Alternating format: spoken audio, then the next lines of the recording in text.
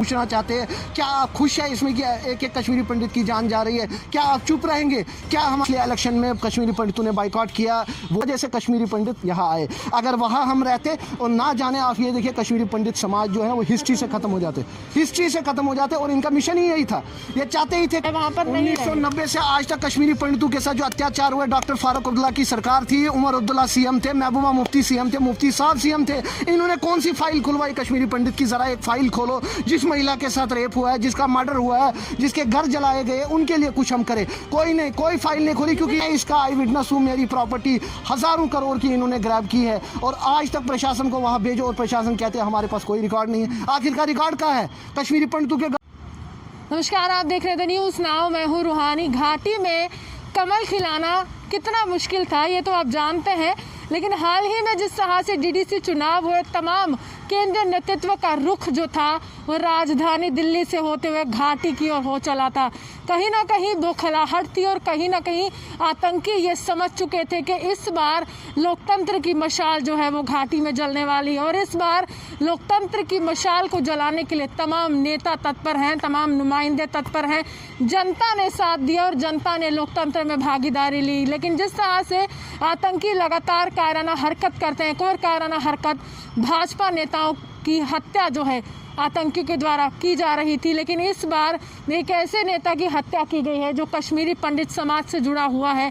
आप जानते हैं कि इस प्रकार का दर्द कश्मीरी पंडितों ने पहले झेला था, लेकिन इस बार जिस तरह से भाजपा नेता की हत्या की गई है, उसके बाद एक बार फिर से कश्मीरी पंडित समाज जो है आतंकियों से कुछ सवाल करना चाहता है। कश्मीरी पंडित समाज जो है वो कुछ सवाल जम्मू कश्मीर के प्रशासन से करना चाहता है, रक्षा मंत्रालय से करना चाहता है और साथ ही साथ केंद्र सरकार से करना चाहता है।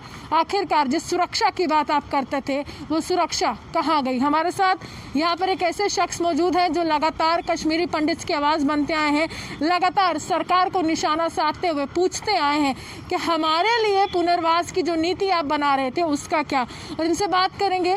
ऋषि जी हैं। ऋषि जी, क्या लगता है कि जिस प्रकार कल एक बार फिर से एक निर्दोष की हत्या की गई और निर्मम तरीके से हत्या की गई, कितना गुस्सा है? बड़े दुख की बात है। मुझे शर्म आती है कि आप देखिए, पहले हमारे भारती जी शहीद हुए, उसके बाद डीडीसी के चेयरमैन शहीद हुए, उसके बाद अब ये। आखिरकार मुझे बताइए इनका कसूर क्या है? इनका कसूर यही है कि आम जनता और लोगों की वहाँ सेवा करते हैं। इनका क्या कसूर है मुझे बताइए? एक डीडीसी, एक कॉर्पोरेटर, एक पंच की सैलरी क्या है मुझे बताइए, एज़ कम्पेयर टू एमएलए या अदर जो बाकी मिनिस्टर्स है। तो एक तो वो लोगों की सेवा कर रहे हैं और ऐसे चुन चुन के निशाना करना, ये बड़े दुख की बात है। और खासकर कश्मीरी पंडित समाज जो 1990 से आज तक सफ़र कर रहे हैं, एज ए रिफ्यूजी रह रहे हैं, 35 साल से वो घर से बेघर है, और उसके बाद भी चुन चुन के उनको मारना। आखिरकार प्रशासन चुप क्यों है? आखिरकार एडमिनिस्ट्रेशन चुप क्यों है? हम एलजी साहब से जानना चाहते हैं, ये पूछना चाहते हैं, क्या आप खुश है इसमें कि एक एक कश्मीरी पंडित की जान जा रही है? क्या आप चुप रहेंगे?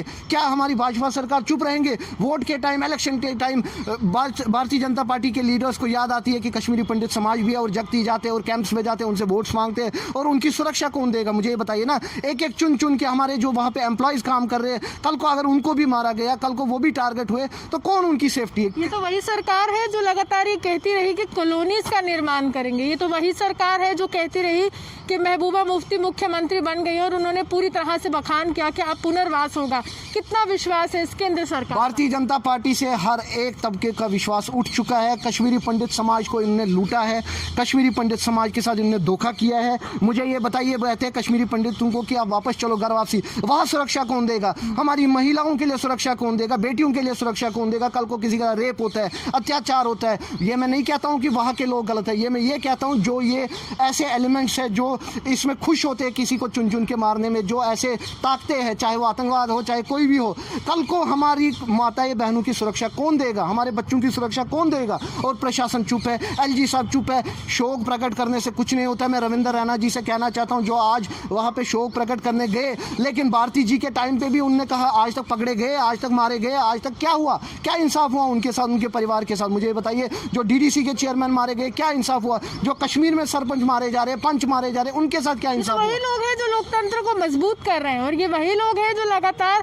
प्रधानमंत्री ट्वीट करते हैं कोई भी चुनाव होता है कि बढ़ चढ़कर हिस्सा लीजिए, लोकतंत्र का ये जश्न मनाना है, साथ मिलकर मनाना है। यही कारण है पिछले इलेक्शन में कश्मीरी पंडितों ने बाइकआउट किया वोट से, यही कारण है, क्योंकि कश्मीरी पंडितों की कोई सुनवाई नहीं है, कश्मीरी पंडितों की कोई सुरक्षा सुरक्षा नहीं है, कश्मीरी पंडितों की तरफ कोई ध्यान नहीं है। जो 35 साल पहले हमारे महिलाओं के साथ रेप हुए, अत्याचार, हमारे घर जलाए गए, उसका आज तक हिसाब नहीं दिया है, उसका कोई इंसाफ नहीं मिला हमें। तो अब क्या मिलेगा आगे, आप मुझे बताइए ना। अब हम क्या विश्वास करें, किस सरकार पे विश्वास करें कि कांग्रेस आएगा, बीजेपी आएगा, हमारे लिए कुछ विकास होगा, हमारे लिए कुछ होगा। उस समय की जो सरकार रही ऋषि जी, वो किस प्रकार की सरकार रही और क्या व्यथा प्रकट करना चाहते हैं कि उस समय कितनी मजबूरी में निकले थे आप लोग घर से और आज तक बाहर? डॉक्टर फारूक अब्दुल्ला जी हमारे थे, वो तो भाग गए, उनको तो शर्म नहीं आती है, वो तो छोड़ के यहाँ से फॉरेन कंट्री चले गए और हमें भगवान भरोसे छोड़े गए। और आज ये टारगेट बनाते हैं जगमोहन जी को, जिनकी डेथ हुई है अभी, उनको टारगेट बनाते हैं कि उनकी वजह से कश्मीरी पंडित यहाँ आए। अगर वहाँ हम रहते और ना जाने, आप ये देखिए कश्मीरी पंडित समाज जो है वो हिस्ट्री से खत्म हो जाते,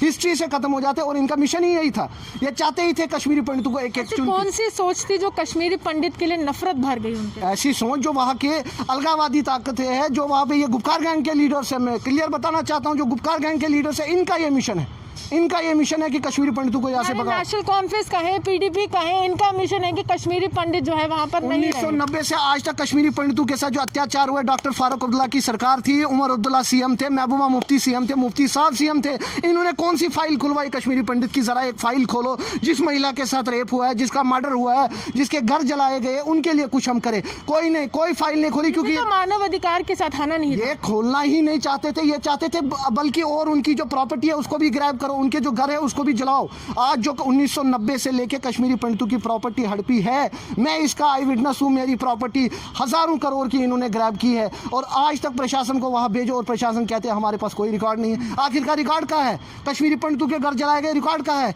कोई कंपनसेशन नहीं। अभी तक सरकार ने इसको जिनोसाइड माना है, कत्लेआम नहीं मान रहे। क्यों नहीं मान रहे? प्रशासन ये चाह रहे हैं कि और मरे और कश्मीरी पंडित को मारा जाए और उनकी किलिंग हो, उसके बाद वो कहेंगे। जिक्र क्यों तमाम भाषणों में जिक्र क्यों? वोट बैंक, सिर्फ और सिर्फ वोट बैंक की साजिश है। Vote bank Bharatiya Janata party ने वोट बैंक के लिए यूज किया पंडितों को, कांग्रेस ने आज तक वोट बैंक के लिए यूज किया। मुझे ये बताइए किस पार्टी ने कश्मीरी पंडितों का दर्द समझा? सब ने अपनी पॉलिटिक्स, डर्टी पॉलिटिक्स और अपने वोट बैंक के लिए पंडितों का यूज किया और कुछ भी नहीं।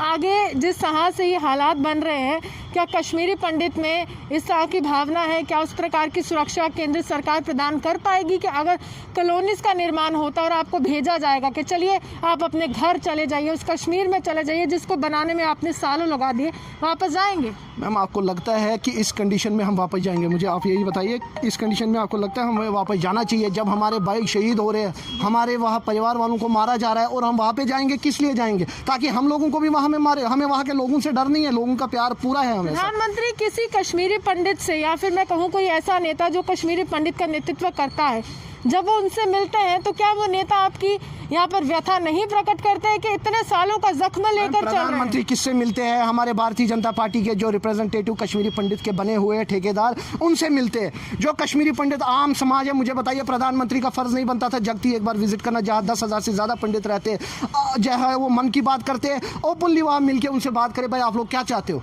मुझे ये बताइए। डेलीगेशन को छोड़ के, किसी पोलिटिकल पार्टी रिप्रेजेंटेटिव को छोड़ के, खुद प्रधानमंत्री जी आके, अमित शाह जी आके वहाँ पे पूछे आप लोग क्या चाहते हैं, ओपन डिबेट करें पंडितों से, उनकी फीडबैक ले। लेकिन कुछ भी नहीं, उनको कुछ नहीं। वो अपने रिप्रेजेंटेटिव, हमारे कश्मीरी पंडित जो सोकार्ड लीडर है, उनको बोलते हैं भाई बताओ क्या चाहिए, वो अपनी बोल देते हैं कि हमें होमलैंड चाहिए, हमें होमलैंड चाहिए, क्योंकि उनकी जो पॉलिटिक्स है वो उसी पे चल रही है, होमलैंड पे। होमलैंड से आगे तो वो जा ही नहीं रहे, हमें होमलैंड दीजिए। उन्होंने किसी कश्मीरी पंडित की बात की कि सुरक्षा दीजिए, उन्होंने किसी कश्मीरी पंडित की बात की मेडिकल फैसिलिटी दीजिए, उनको पढ़ाई के लिए पैसा दीजिए, उन्होंने बात की होमलैंड, क्योंकि उनकी पॉलिटिक्स उसी से चल रही है, बाहर से पैसा आ रहा है, सब कुछ आ रहा है, उनकी राजनीति चल रही है, रोटियां सेक रहे हैं। चलिए शुक्रिया। साफ तौर पर होमलैंड की बात करते हैं, लेकिन बुनियादी सुविधाएं जो प्रदान करना केंद्र सरकार की सबसे बड़ी जिम्मेदारी थी, उसका जिक्र योजनाओं में नहीं रहता है। ये पहली मर्तबा नहीं है जब कश्मीरी पंडित को इस तरह से निशाना बनाया गया।